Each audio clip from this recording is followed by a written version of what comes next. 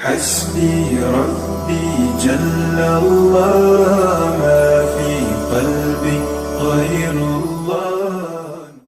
تو سلمان فارسی سب سے تجربہ کار تھے۔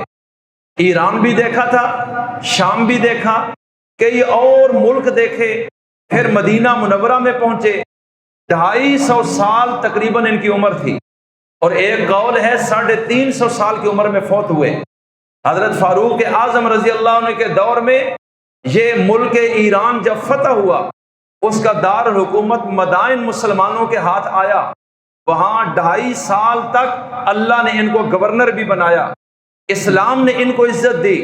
حضرت سلمان فارسی رضی اللہ تعالی عنہ نے اللہ کے رسول کے مشورہ مانگنے پر یہ عرض کی، اے اللہ کے رسول، ایران میں ہم لوگ دیکھتے رہے اپنی زندگی میں کہ جب کوئی ایسا دشمن حملہ کرے کہ جس میں اگلی پارٹی بالکل بند ہو جائے، کسی طرف نکل نہ سکے، تو وہ پھر خندق کھودتے تھے اور اس میں آگ جلاتے تھے اور اس طرح ان دشمن کا راستہ روک لیتے تھے۔ تو میری رائے یہ ہے کہ مدینہ کی 3 طرفیں تو ایسی ہیں جدھر سے دشمن ڈائریکٹ آ کر حملہ آور نہیں ہوگا، اس لیے کہ ایک طرف تو پہاڑی سلسلہ ہے، ایک طرف جنگلات اور باغات ہیں، بہت بڑے نخلستان ہے، ادھر سے بھی آسانی سے نہیں پہنچ سکیں گے۔ البتہ جو تیسری طرف ہے، چوتھی طرف، مدینہ کے شمال کی طرف، یہ ایک ایریا ایسے ہے جس سے دشمن جتھے کی شکل میں مدینہ میں داخل ہو سکتا ہے۔ لہٰذا میری رائے یہ ہے کہ زمین میں خندق کھودی جائے، 10 بندے، اللہ کے رسول نے ایک جماعت کی شکل میں ٹولیاں بنائیں، 40 ہاتھ ان کو حصہ دیا کہ یہ تم نے کھودنا ہے۔ 3.5 میل لمبی خندق صحابہ نے چند دنوں میں کھودی ہے، تقریباً 3 ہفتوں کے قریب میں انہوں نے یہ سارا کام مکمل کیا، اس لیے کہ جو ہی رسول اللہ کو پتہ چلا کہ اتنا بڑا لشکر ہم پہ حملہ آور ہونے لگا ہے، جس میں اہل کتاب بھی ہیں، مشرکین بھی ہیں، منافقین بھی ان کے ساتھ شامل ہیں، اور اللہ کے سوا ہمیں بچانے والا کوئی نہیں، اس لیے آپ نے اللہ پر توکل بھی کیا، صحابہ سے مشورہ بھی کیا۔ نبی صحابہ سے مشورے کا پابند نہیں ہوتا، لیکن اس لیے کرتا ہے، ایک تو ان کے اندر جوش اور جذبہ تازہ ہو اور ایمان بڑھ جائے، اور دوسرا ان کی دلجوئی بھی ہو، ورنہ جو وحی کی رہنمائی ہے وہ تو سارے مشوروں سے آگے ہے۔ خلاصہ یہ نکلا، اللہ کے رسول نے 10 بندوں کی جماعت مقرر کی، فرمایا یہ 40 ہاتھ تم نے زمین کھودنی ہے، اور عربی میں ہاتھ یہاں سے لے کے کونی تک یہ شمار ہوتا ہے۔ اتنا حصہ 10 بندوں کو دیا، اگلے 10 کو اس سے اگلا دیا، تاکہ جلدی سے جلدی کھودی جائے۔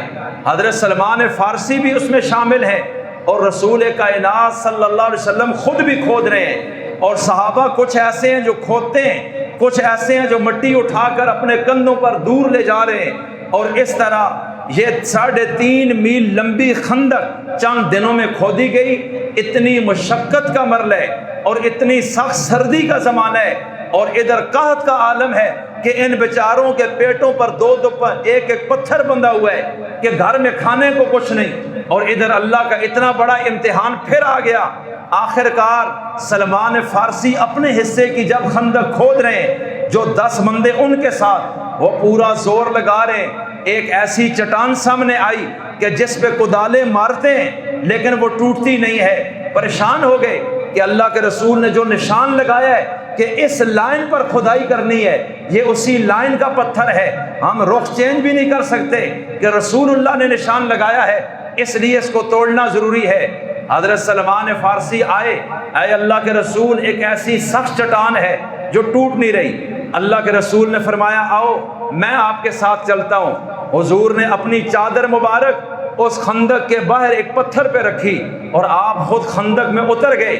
آپ نے کدال لی، آپ کو اللہ نے بڑی طاقت عطا فرمائی تھی۔ اللہ کے رسول نے 3 ضربیں پوری طاقت سے لگائیں، اور تینوں ضربوں کے بعد وہ چٹان ٹکڑے ٹکڑے ہو گئی۔ جب آپ باہر نکلے، سلمان فارسی نے عرض کی کہ جب آپ نے پہلی ضرب لگائی تو میں نے دیکھا پتھر اور کدال کی جو ضرب ہے اس سے آگ نکلی ہے اور روشنی آئی ہے، دوسری میں بھی اور تیسری ضرب میں بھی۔ حضور نے فرمایا تم نے دیکھا ہے روشنی کو؟ کہا جی میں نے دیکھا ہے۔ فرمایا جب پہلی مرتبہ یہ ضرب میں نے لگائی، اللہ نے اس روشنی میں مجھے ملک شام کے محل دکھا دیے کہ اللہ تمہیں اس ملک کی بھی فتح عطا کرنے والا ہے۔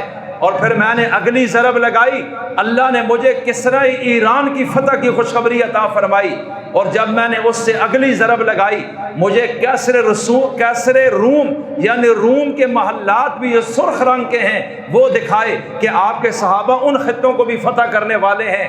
اس طرح 3 ضربوں میں آپ نے 3 بشارتیں دی ہیں، اور پھر وہ وقت آیا چند سالوں میں کہ آپ کی یہ پیشنگوئی پوری ہوئی۔